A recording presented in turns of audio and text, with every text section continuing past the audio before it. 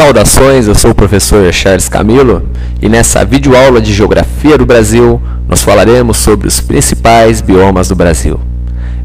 Primeiramente, nós temos que entender, o que seria um bioma. O bioma é nada mais nada menos que uma grande formação florestal.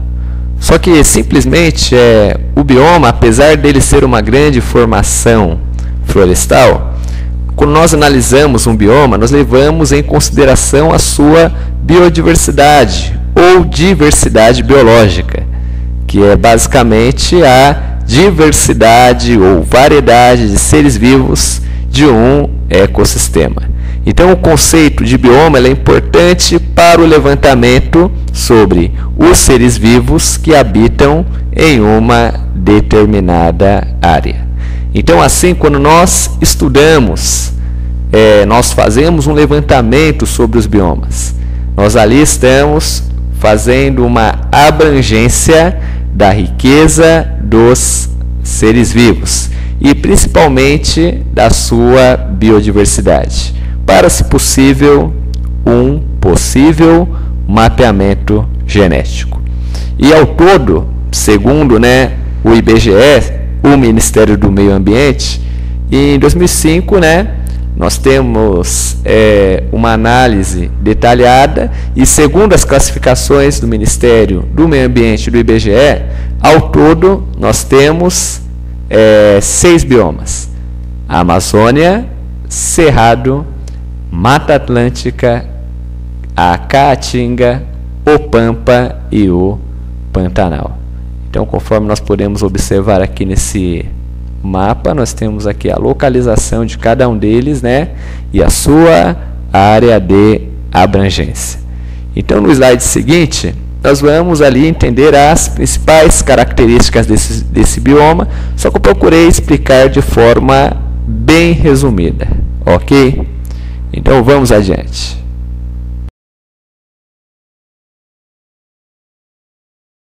Nesse slide vamos falar sobre o bioma Amazônia e sobre o bioma Mata Atlântica.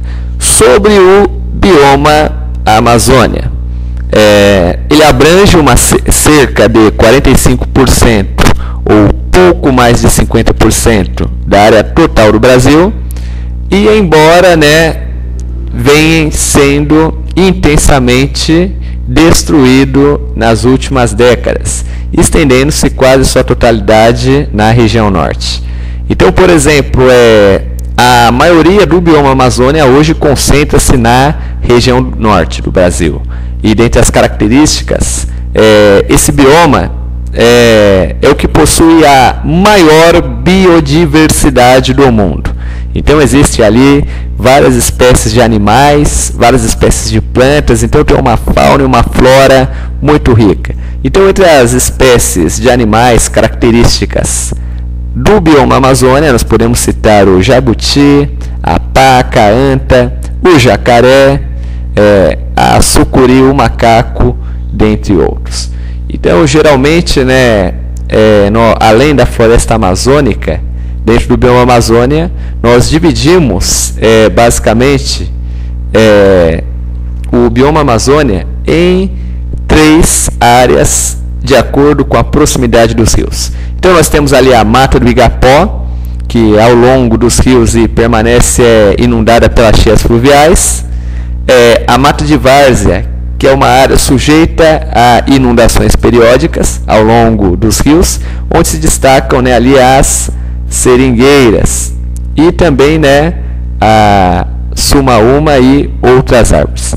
E a parte seca da floresta, que é a mata de terra firme ou caetê, que recobre ali os baixos planaltos sedimentares e que são áreas que não são afetadas pelas inundações fluviais.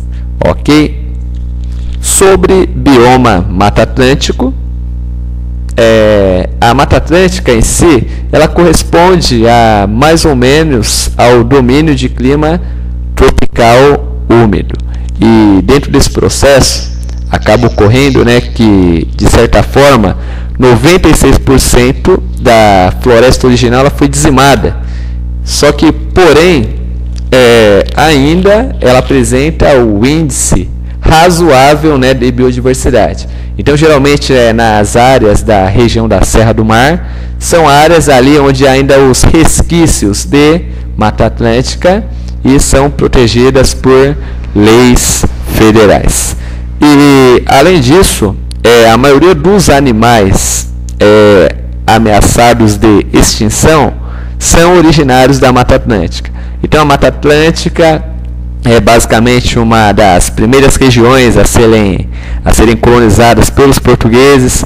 Houve muita extração de madeiras de corte, né, madeiras nobres, como, por exemplo, o pau-brasil, o que acabou ali acarretando, de certa forma, com a destruição, né, a degradação deste bioma. Então, o que sobrou hoje, os 4% de Mata Atlântica, são as áreas que permanecem intocáveis, pois durante a colonização os portugueses não conseguiram, né, extrair madeira dessas regiões devido ao acesso difícil.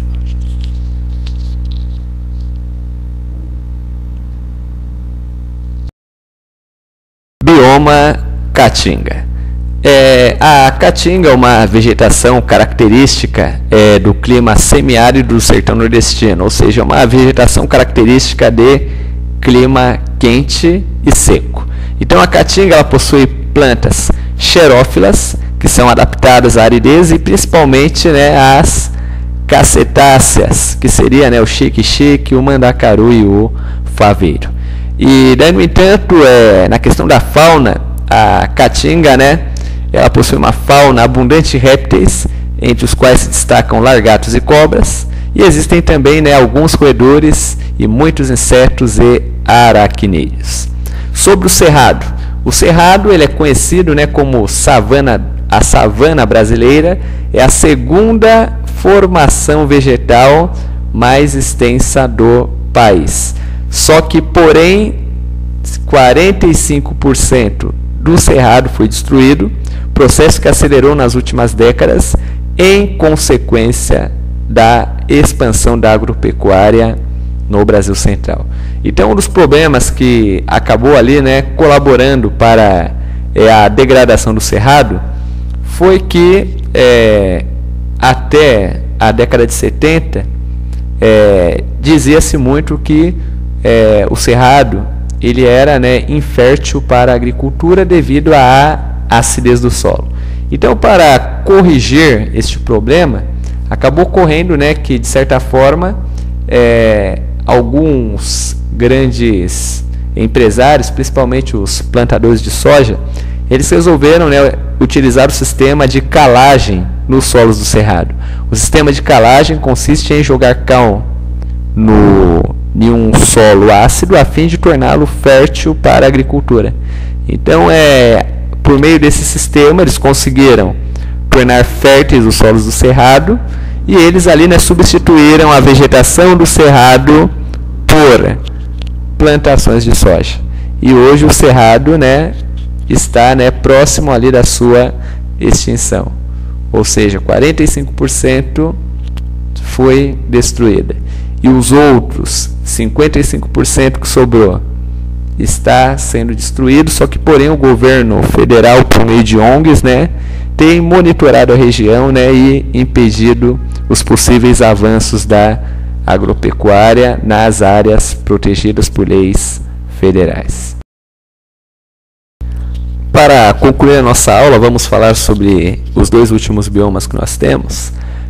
Sobre o bioma Pantanal, é uma vegetação extremamente heterogênea, ou seja, diferentes, e ela abrange ali toda a planície do Pantanal Mato-Grossense, localizada a oeste do Brasil, e as vizinhanças do Paraguai e da Bolívia. Sendo, né, que no Paraguai e na Bolívia essa região do Pantanal é chamada de Chaco.